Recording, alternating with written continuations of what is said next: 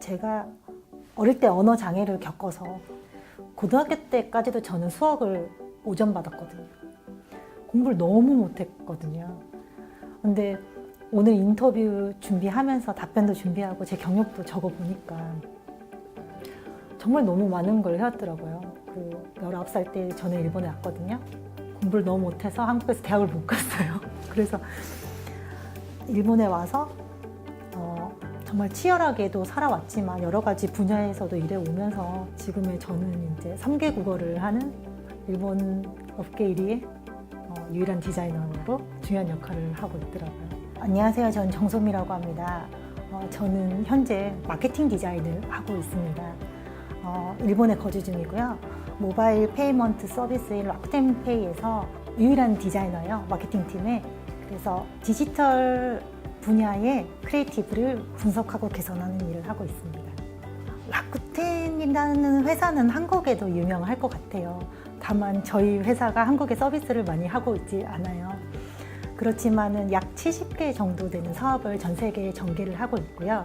그 중에서 가장 중요한 사업이 카드와 은행과 증권인데요.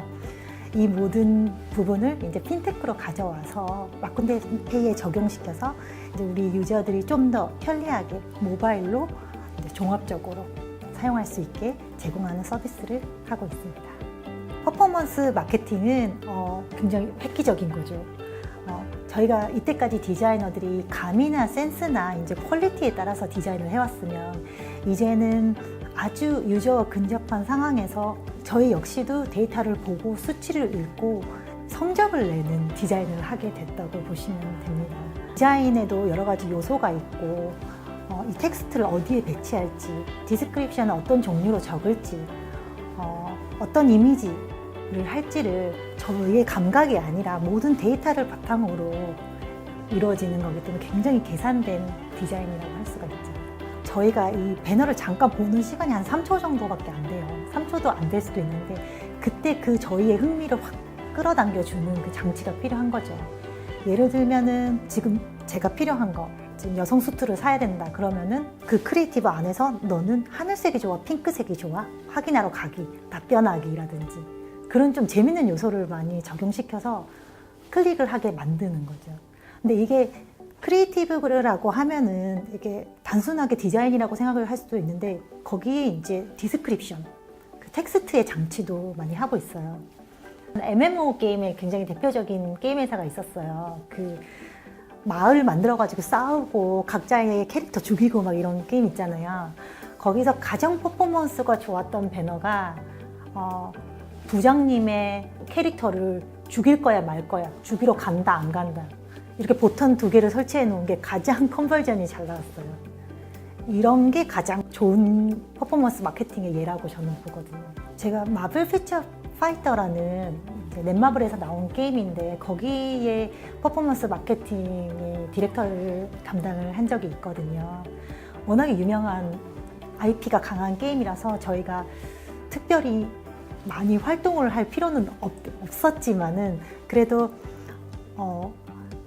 어떤 요소가 가장 효과가 좋았는지를 여러 나라에서 로컬라이제이션을 해가지고 많은 결과를 얻게 됐어요. 똑같은 디스크립션에 똑같은 버튼을 설치하고 똑같은 배경에다가 캐릭터만 변경을 했어요.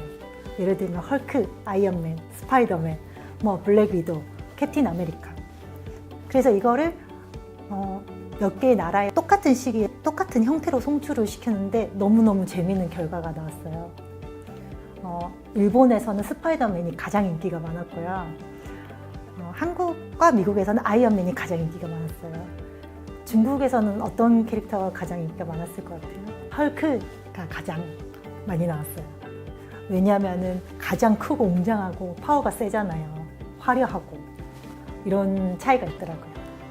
조심해야 되는 게 기업들이 계속 이 데이터 수치만 원하시는 분들이 많으세요. 데이터 분석만 필요로 하시고 가장 위험한 부분이거든요. 크리에이티브를 만들 때도 브랜드와 회사가 가고자 하는 방향성과 그리고 유저에게 전달하고자 하는 부분이 제대로 담겨 있지 않으면 아무리 좋은 데이터를 많이 쌓아도 인기가 없어요. 그래서 이 디자인 부분도 항상 잊지 말고 중요한 부분이라는 거 말씀드리고 싶습니다. 어릴 때부터 대생부터 시작해가지고 수채화부터 해서 동양화도 했고 너무 오랜 기간을 미술을 해왔고요. 그리고 3D 디자이너로 시작을 했잖아요. 그래서 가장 힘든 쪽이잖아요. 디자인 업계 쪽에서도. 그래서 뭐 모델링, 텍스처 다 그림 그리는 위주로 했다가 광고 쪽에서 리터치 했다가 웹, 디지털 이쪽으로 넘어와서 사실 이 퍼포먼스 마케팅은 많은 디자인적인 능력을 필요로 하지는 않아요.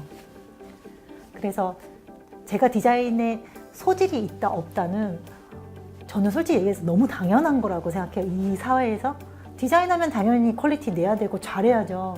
내가 여기서 더 잘하는 게 뭐가 있냐라고 하면 커뮤니케이션을 잘하는 것 같아요. 테크니컬한 부분은 세미나나 이벤트를 많이 가려고 노력을 하고요. 역시 디자인적인 부분은 여행을 통해서 박물관을 많이 가요. 고전 박물관을 굉장히 많이 가요. 영국에도 여러 가지 박물관이 있고 이집트도 혼자 여행한 적 있고요. 뭐 그리스도 가고 역사적인 걸 많이 보려고 노력을 해요. 그럼 거기에서 오는 영감들이 제가 마케팅은 물론이고 디자인에서도 아이디어를 내는데 큰 도움이 되는 것 같습니다.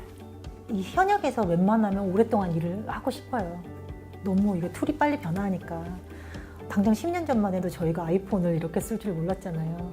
그래서 앞으로도 어떻게 될지 모르니까 항상 이 트렌드를 읽고 사람들과 소통해 가면서 유연하게 대응해 가고 싶어요.